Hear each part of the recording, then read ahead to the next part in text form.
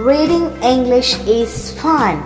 Let's read two-letter sounds of A mixed with D, M, N, S, T.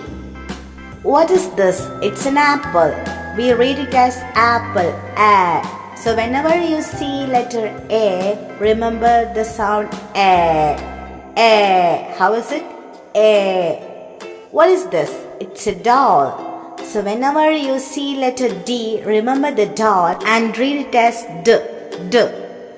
What is this? It's a monkey. So whenever you see letter M, remember monkey and read M as M. M. What's this? It's a net. So whenever you see letter N, remember the net and read N as N. N. What's this? It's a sun.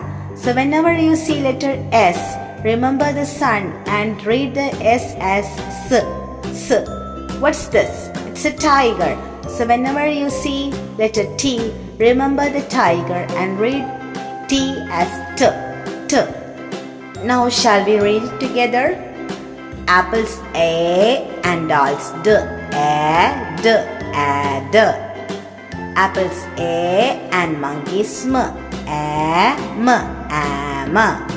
Apples A and nets N. A, N, A, N. Apples A, suns S. A, S, A, S. Apples A, tigers T.